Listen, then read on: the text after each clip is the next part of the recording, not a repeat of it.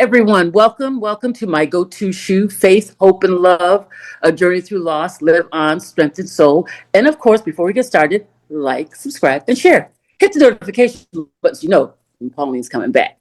Well, today I have a very special guest. In fact, this guest and I go way back.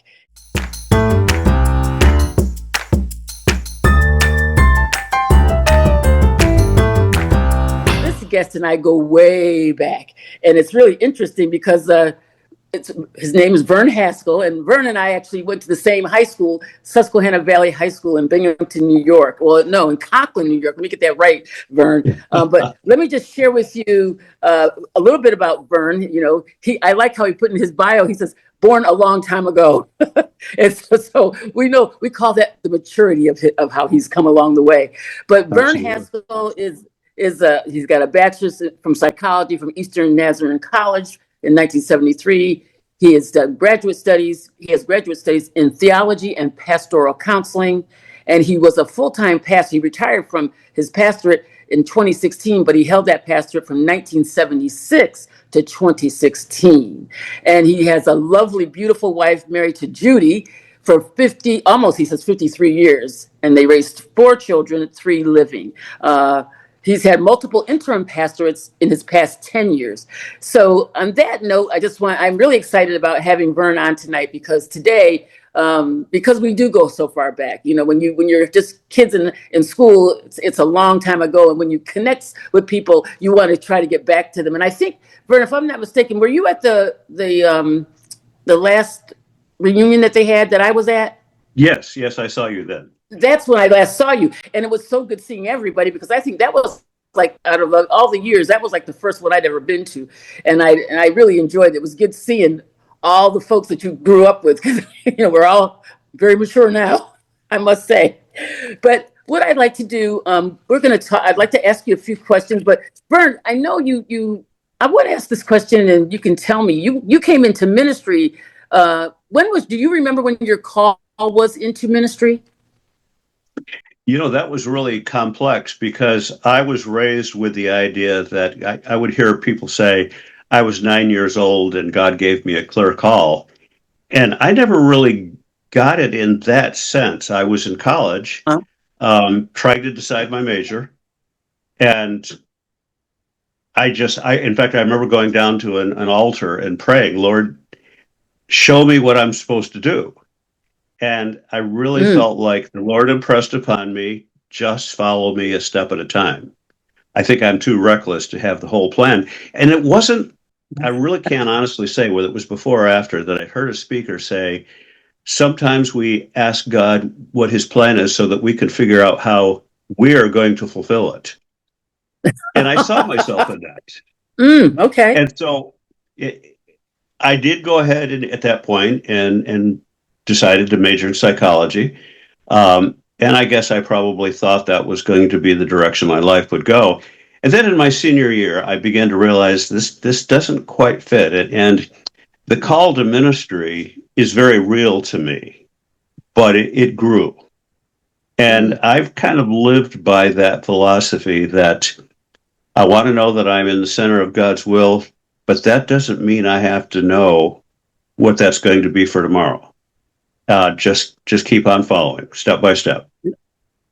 And that's a wonderful thing, a statement to say, because you're following, even though you don't know what it's going to happen. You don't know what is going to happen or what's going to take place that next day, that next month, that next year. Absolutely. But it sounds to me like you, let me ask you this. So how did you come to the phase in your life where you in the ministry, where you really knew you had to trust God? When in my ministry, that would be just about every day, actually. But I do remember a time when I'd been in the ministry for maybe 4 or 5 years. And you know how the popular term back then was burnout, when you just felt like, and I experienced that. I don't think we use that term anymore, but it was very, very real to me. And actually during that time, not only did the Lord confirm my call, but he also kind of told me, Vern, you're waiting for people to help you with some of these issues that are bringing about this level of stress. And you've got to take the lead. Mm, You have to go to your leadership board and say, uh, people are contacting me at all kinds of ridiculous hours, and you've got to establish that you are going to take a day of rest when you know will not be disturbed unless it's an emergency. And mm, that was actually that was my avenue out of that so-called burnout. But it was also a powerful lesson for me because sometimes we wait for people to notice that we're stressed. mm-hmm, mm-hmm. And a speaker at a seminar that I attended said, if you need to spend time with your family, put it in your schedule That's right. because people respect your schedule.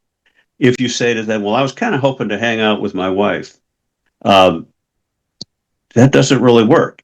And it's actually an honest thing to say. In fact, it's a right thing to say, my family is a priority and I will block this time out. And unless of an emergency, that's what I will do. Oh my gosh. And I was going to say, my kids came to learn not only did I prioritize time for them, but for my wife and I. Uh, so when we would say, this is our date night, they didn't challenge it because they knew. And ultimately, that gave them a lot of security because I remember a time when my wife came to me and she said, I've been listening to this radio program, and they're saying every child in any home, no matter how strong you think your marriage is, fears divorce. And Mm, you need to talk to your kids about it. And so Judy came to me. She said, "What do you think?" And I said, "Well, I don't think so, but I'm not afraid to try." So we did the dreaded thing, calling our two oldest in for a family meeting. Kids all uh-huh. love that. The other two were They, really too young. mm-hmm. So I looked at them very carefully and I said, do you ever worry about mom and dad breaking up, getting a divorce? And one of them said, yeah, right. And they doubled over in laughter and left the room and I looked at Judy and I said, I don't sense too much worry there.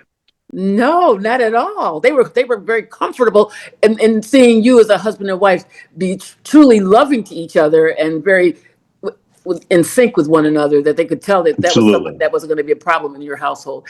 That's beautiful, though. When you think they laughed about it and then like, yeah, right, Dad. Yeah, right, Mom. Sure, sure. You're going to leave mom. Uh-huh. I love that actually.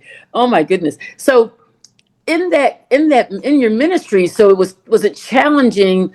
What would you say was the most challenging area in your ministry when you're as a pastor?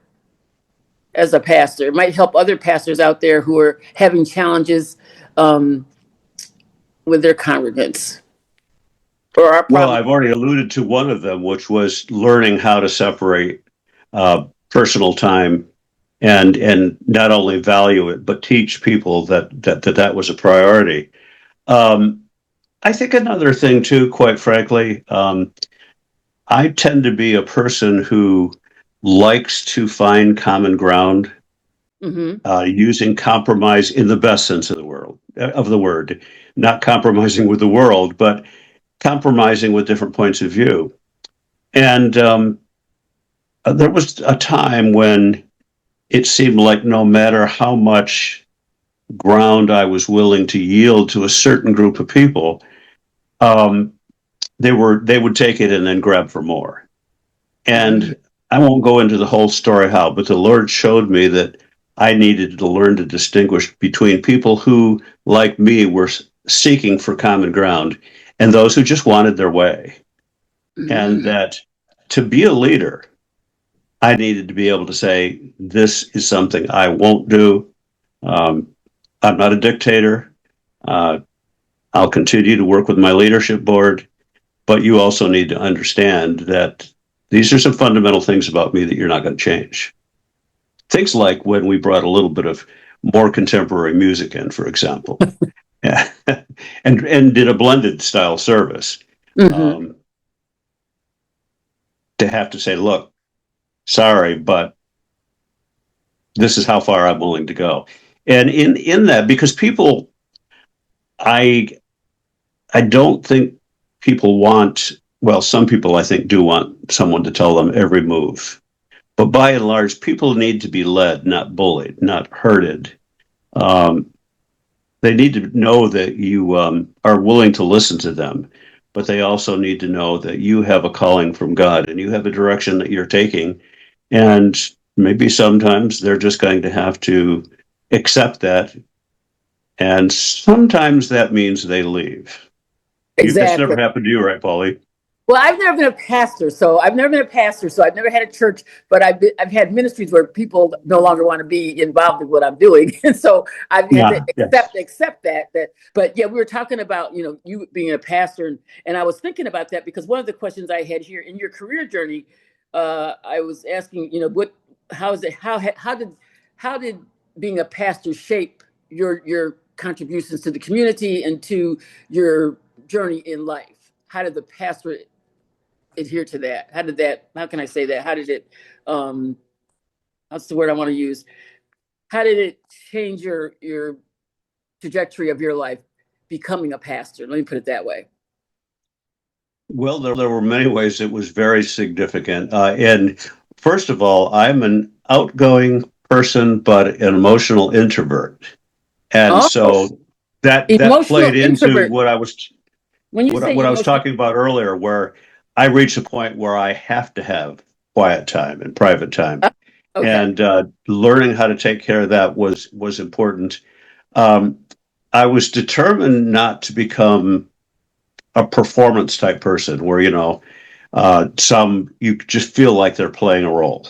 And I don't mean to be judgmental, but I didn't want to be seen that way. I wanted some people to find me. I wanted to be real. Yeah. Um, but at the same time, Pauline, you find out that as soon as people find out that you're a pastor, they have a whole different set of expectations, and so you have to be a little bit more aware.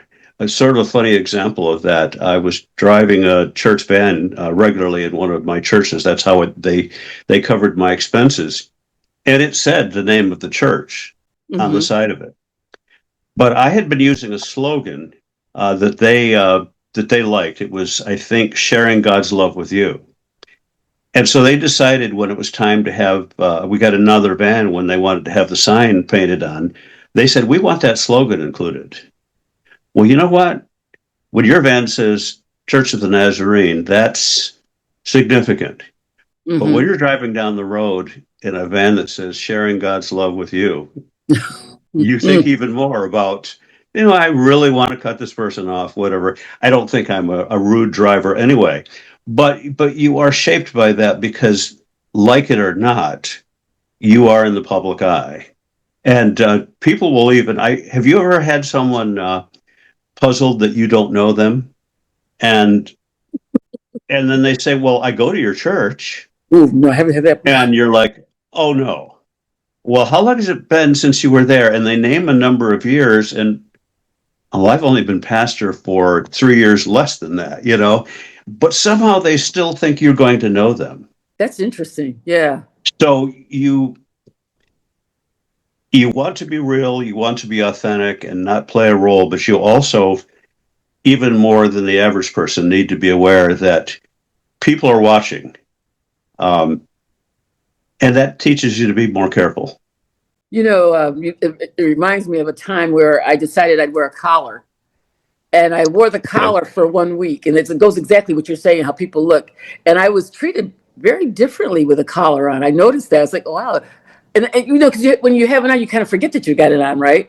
And then all of a sudden, people are speaking to you, and you're thinking, oh. So then you kind of realize, oh, they're talking to me because I have this collar. They're saying, "Excuse me, oh, are you okay?" Is everything? I mean, they were really very attentive, and I thought that's interesting. But I stopped wearing it because, like you say, sometimes you don't need. It doesn't need to be in people's faces that who you are. You like to kind of walk your journey so that people can just see it in the way you live instead of seeing that branding on you.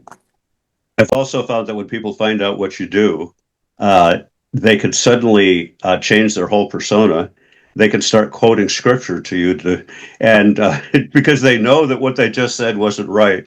And I've often thought, I bet they said to people later, he put me through a real guilt trap or guilt trip. And the truth of the matter is, I never said anything. I just smiled and listened to them lecture themselves. And they put their own selves in a guilt trip is what happened. Exactly. Oh my gosh. So let me ask you this question. What would you say has been a significant challenge that you had to overcome? A significant challenge that you had to overcome? Hmm. Well, one that comes to mind, I moved to this pastorate in Skowhegan, Maine, and there could be some people who will hear what I have to say here, but I don't think I'm going to worry about that. They had a genuine need to relocate to a new facility. Mm, And I had been involved with some upgrades, but I had never actually done that. And the truth of the matter is, they had been wanting to do this for about 50 years, and they kept running into the same wall mm, because not just lack of fundraising, but the separation between those who wanted to move forward and those who wanted things to stay the same. And it was a very big challenge to lead through that. It took a lot longer than I thought it would. mm-hmm. Um, when barriers have been established over a long period of time, they don't break down easily, and Exactly. they don't break down painlessly. Mm, And you have to really think through. I remember a time, as this ties in with a bunch of other things, but it fits here. I remember a time when I actually, in a conversation with the Lord, said, Lord, if I do what I think you're leading me to do, it could cost me my career. And yet, Lord, I would prefer that to going against what you're leading me to do. And so I went back and I had to make some statements about some things. And I had to stand a little tougher. And we did get that new facility. And I think the church is thriving now because it was a need that had to be met. My successor later said to me, I never could have done what you did. I don't think I could have handled that. He said, but I couldn't be doing what I'm doing now if you hadn't. yeah, Because I love. Yeah, I he love was that able to come into story. that situation and take it from there. Somebody finally had a hard enough head to break through that wall. And it's interesting because God chose you to be the one to do that. And a lot of times Yeah. we don't want to be the chosen one to do a specific task, but he had already equipped you to ready you for that task. I always find things like that. God working His miraculous within us, and that's a beautiful story because, like you said, the people wanted it, and you had to get tough. And sometimes it's just a matter of God working with you to get you tough, with working with us to get us each one of us a little tougher instead of trying to go the status quo. Because I think sometimes it is challenging when you extremely challenging when you have to really sit people down and say, well, this is what we have to do in order to make this work. And I that's want, a very hard task. I want to talk really briefly about something on a more personal level. You and I actually go back to elementary school, Brookside. Oh, do we If go I, back to yes, we do.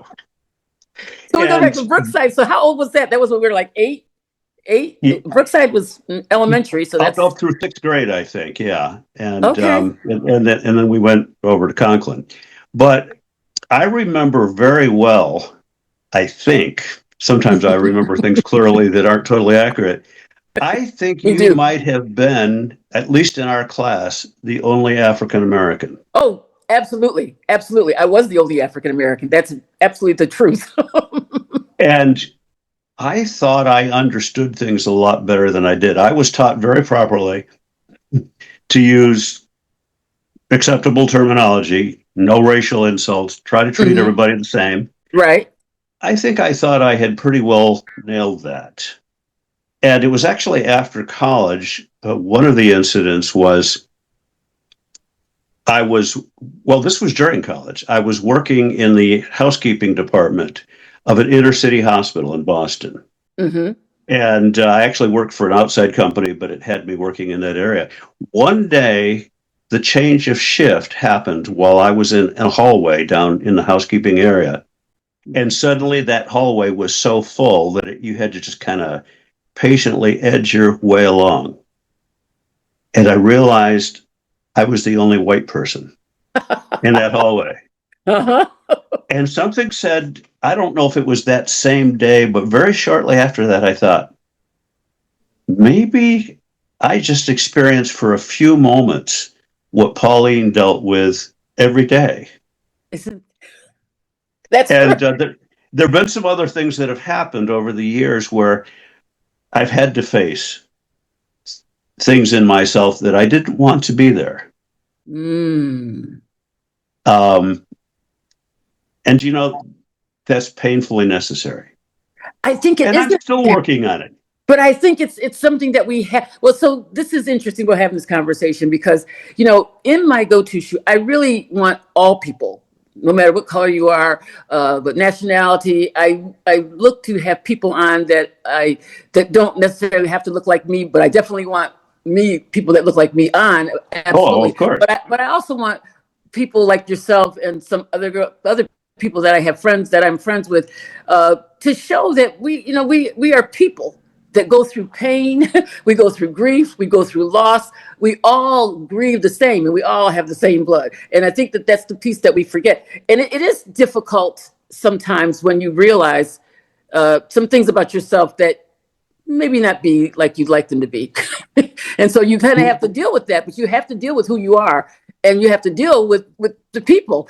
So it's interesting because when I think about that growing up, because I lived in Binghamton and I was the only, I tell people that I said, I was in the school. I was the only black person in my whole school, my whole time growing up. I think the Thompsons were there at one particular time in high school, but that was it. But typically from elementary right on through, I was the only one. And it was an interesting, you'll have to listen to the podcast I had with Clarence McGill, who shares some information that I hadn't thought about, because he mentioned in the podcast that he never felt racism in Binghamton. And I said, really? He was a football player. He said, no. He says, I was a football player. He says, made the, he was president of the, not the honor society, but he was president of the council for twice. He made that. He says, I just never felt racism. And I was like, I can't say that. But I just know that it was the way it was in Binghamton. And the one good thing I think about the whole thing is that I can deal with all people. It doesn't Absolutely. matter. And when With all when people. the term woke came on the scene, Oh, okay. and I first heard about it basically in the sports arena because of black athletes. I've stuck to my New York loyalties. I love the New York Knicks. I'm not one of Mhm. those people that is celebrating because I'm a recent fan. Right, right, right, right. But that was when I first started. Of course, that term has been booted all over the place It now. has, it has. But when people would ask me, "Are you woke?"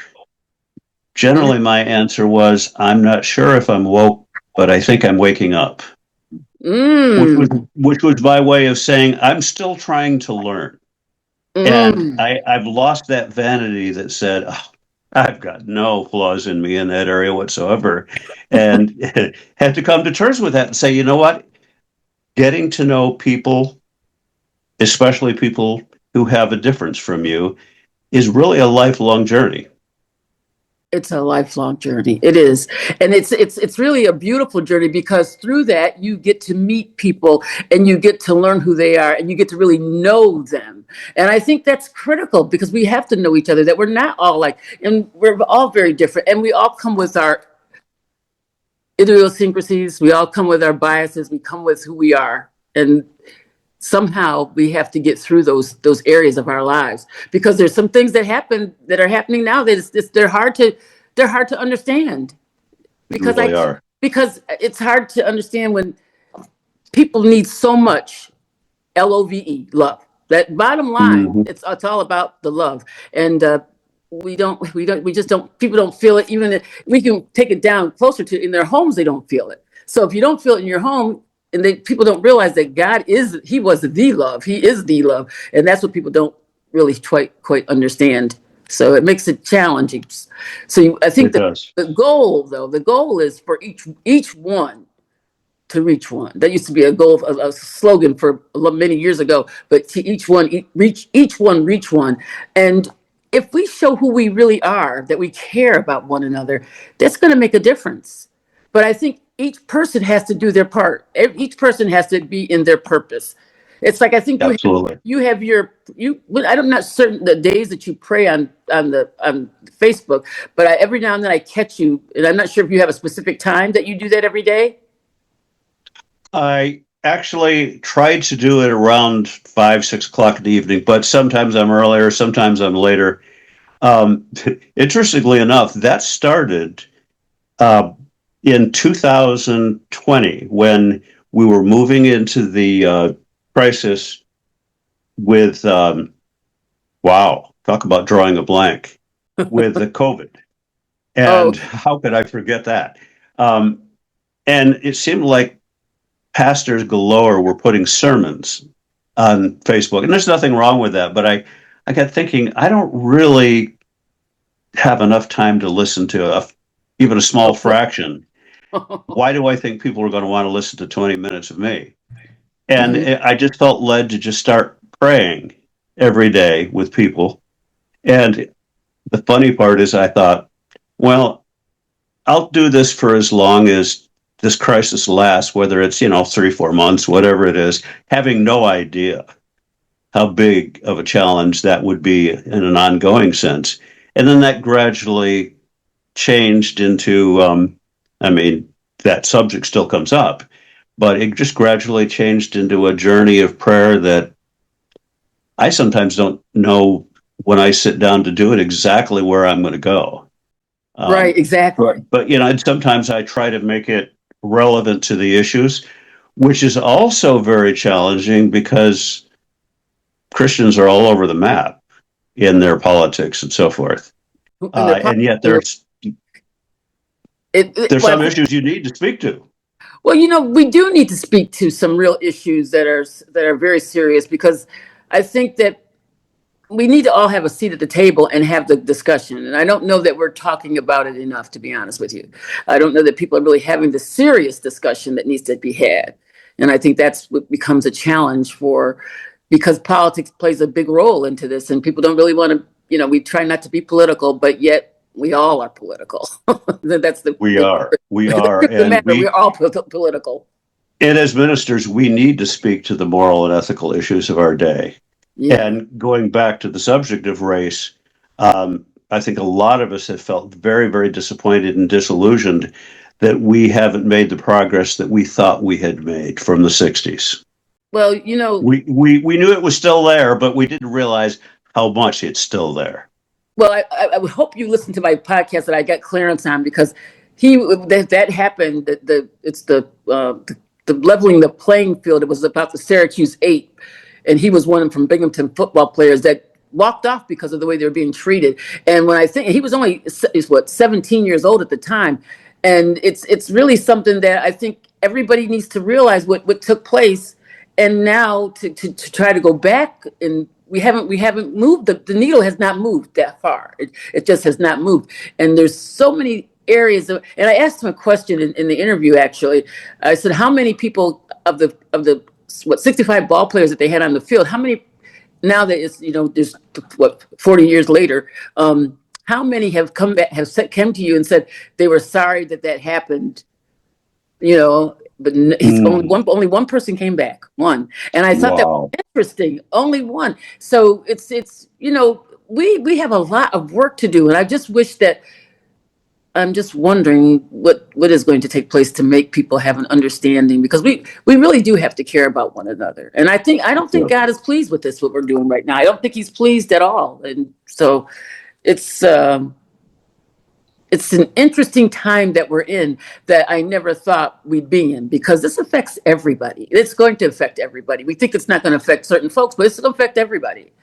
It is. It is. Yeah, it is. So that makes it extremely challenging. But this is when I think about the way I grew up, um, it enabled me to know how to work with all types of people, no matter who they were, no matter what color they were. I've had that opportunity, and so it's been. I've led a really great life. So I have. I mean, I've had a lot of ups and downs and things that have gone wrong. But as far as my life, as far as being a Black American, I wouldn't change it for anything in the world. I would not change that for anything. I love being who I am, and I was talking to. So I said, I'd love to see a bunch of older Black men get together and just hear them talk, because they have their own, conversation that they've got going on, and it's just great to see that camaraderie and that love that they have for each other, and that that brotherhood that they have. But I have friends of all backgrounds, and they can come and sit at my table, and we have a good time. It doesn't matter who they are, what color they are. I just care for people as a whole. And I think that's what I mean. Even if you're Muslim, I'm just because you're Muslim, I'm not going to disown you. I'm still going to love you like you're my brother, because we're all created as one image. So we have to remember that. I may not agree with your philosophy, or I may not agree with your what your biases are at all, but I can still love who you are in Christ. That's all I can do. So I don't know how you feel Amen. about that. I have no argument with what you just said, none whatsoever. So let me ask you another question. I wanted to ask you about an impactful moment, a moment that you can recount that was a pivotal moment in your life that changed your spirituality. It had a huge perspective on your life. Tell us about a impactful moment that happened in your life that changed your perspective, and it changed who you are spiritually. Well, certainly the most painful, and you and I discussed this briefly, was when my oldest son took his own life.